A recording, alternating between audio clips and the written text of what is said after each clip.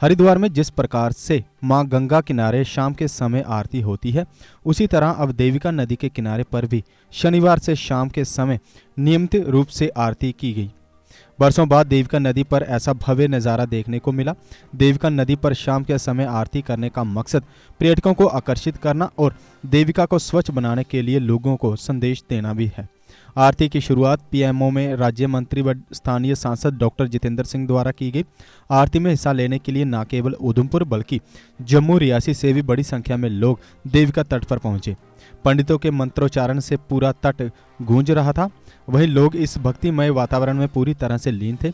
मां गंगा की बड़ी बहन देविका की विधिवत आरती करने के बाद केंद्रीय मंत्री डॉक्टर जितेंद्र सिंह ने देविका में दीप विसर्जित किया। इस जगह पर पहले भी शाम के समय आरती हुआ करती थी, लेकिन ये अधिक दिनों तक जारी नहीं रह पाई। इस बार जिला प्रशासन पूरी तैयारी में जुटा हुआ है। शनिवार को करीब 2 घंटे तक समारोह जारी रहा करेगा। इसके लिए जिला उपायुक्त की ओर से आदेश भी जारी किए गए हैं।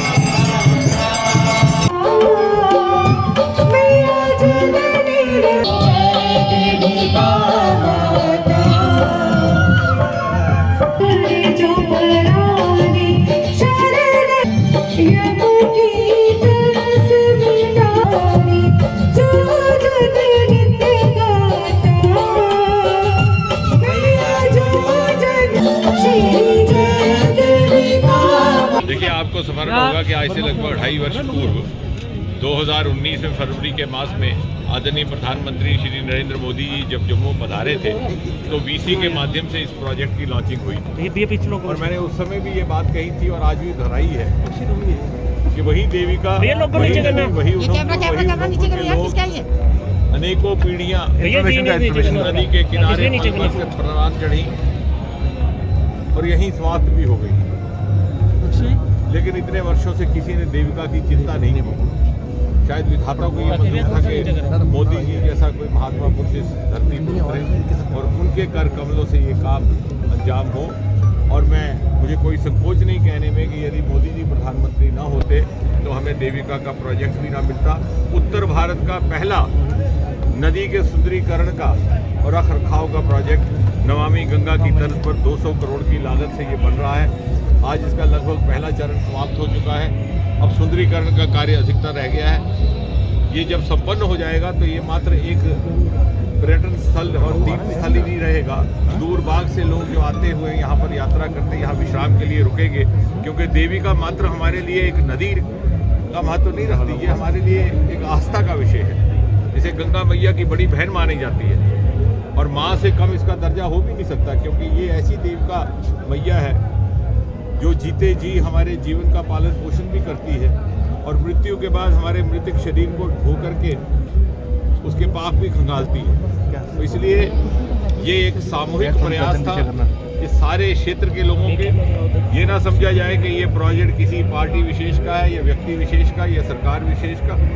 ये एक समाज की आस्था का प्रतीक है और साथ ही साथ पिछले 7-8 वर्षों में उधमपुर में जो अभूतपूर्व प्रगति हुई है, विकास हुआ है, उसका भी एक प्रतिबिंब है। तो इतना ही नहीं, न केवल विकास कार्य हुए लेकिन अनेकों ऐसे कार्य जिनकी मांग कई वर्षों से चली आ रही थी वो भी मोदी जी के ही कार्यकाल में संपन्न हुए हैं। उदाहरण के तौर पर रेडियो स्टेशन की मांग यहाँ 1965 में जब पाकिस्तान से राज्य हुआ, लेकिन हमें प्राप्त हुआ 4 साल पहले। सड़कों का जाल बिछ गया है। पिछले वर्ष देश के 750 लगभग जिलों के बीच में जब स्पर्धा हुई और इसके लिए जिला प्रशासन भी बधाई का पात्र है। उधमपुर को PMGSY रोड में अव्वल दर्जे घोषित किया गया।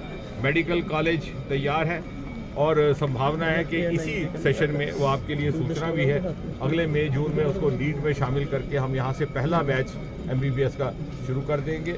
मानतलाई में जो 35 वर्षों से धीरेन्द्र ब्रह्मचारी के जाने के बाद उजड़ा पड़ा था, वहाँ पर भी कॉन्सेप्ट हिंदुस्तान में आया तो पहले 2 हाईवे विलेजेस में से एक उधमपुर में और एक कठुआ में। कठुआ में कुछ काम रुका है क्योंकि नेशनल हाईवे की वाइडनिंग हो रही है, यहाँ गढ़ी के पास वो काम जारी है। एक्सप्रेस कॉरिडोर का काम जारी है, जब वो तैयार हो जाएगा तो मात्र 6 साढ़े 6 घंटे में उधमपुर से आप दिल्ली पहुँच पाएंगे। किसी को रेलगाड़ी हवाई जहाज़ में बैठने की इच्छा नहीं होगी, घर के आंगन से गाड़ी निकालिए और कभी भी आपकी मंशा करे आप दिल्ली पहुंच जाए। और मुझे लगता है कि एक जो इंडस्ट्रियल एस्टेट का काम शुरू हुआ है नई इंडस्ट्रियल पैकेज के माध्यम से, उससे युवाओं के लिए बहुत सारे अवसर होंगे, स्टार्टअप्स के लिए। मैं आज भी प्रशासन से ये बात कर रहा था कि यहाँ की जो रिसोर्सेज है, जो प्राकृतिक रिसोर्सेज है, जो हार्टिकल्चर है, जो डेयरी रिसोर्सेज, जो मिल्क रिसोर्सेज है, उनको लेकर के शिक्षण प्रशिक्षण दे करके हम युवाओं को तैयार करें ताकि वो रोज़गार के जो विकल्प है वो उसमें ढूंढ सकें, बजाय इसके कि 6-6 हज़ार रुपये की नौकरी के पीछे अपना जीवन व्यर्थ गुजारे। और इस नई संस्कृति का जब चलन होगा तो मोदी जी ने जो नवीन भारत, न्यू इंडिया का स्वप्न देखा है, जिसमें अनेकों अवसर युवाओं के लिए, जो हमारी जनसंख्या का 70% हिस्सा है, उनके लिए नए आयाम खुलेंगे। इसलिए आप सब बधाई के। अगर आप भी अपने भविष्य को लेकर चिंतित हैं और बहुत सी सरकारी नौकरियों पर दांव खेल चुके हैं, लेकिन अभी तक सफलता आपके हाथ नहीं लगी है, तो कैरियर अड्डा जम्मू कोचिंग इंस्टीट्यूट है आपके लिए बेस्ट ऑप्शन। कैरियर अड्डा जम्मू में हर कॉम्पिटिटिव एग्जाम में सफलता हासिल करने के लिए बेहतरीन तरीके से तैयार किया जाता है। कैरियर अड्डा जम्मू में फ्री कोचिंग का प्रावधान है, तो फिर देर किस बात की। जल्द कैरियर अड्डा जम्मू में आए और अपने सुनहरे भविष्य के लिए सोमवार से शुरू हो रहे JKP, सब इंस्पेक्टर तथा अन्य सरकारी नौकरियों के बैचेस में अपनी सीट बुक कराएं। हमारा पता है Gurudwara road, opposite doctor Dara Singh clinic, Rehari Chungi, Jammu. GK update रहे हमारे साथ। अगर आप ये वीडियो YouTube पर देख रहे हैं तो हमारे YouTube चैनल को सब्सक्राइब करें और बेल आइकन को क्लिक करें। अगर आप ये वीडियो Facebook पर देख रहे हैं तो हमारा Facebook पेज लाइक जरूर करें। For advertisement please contact 7051091811।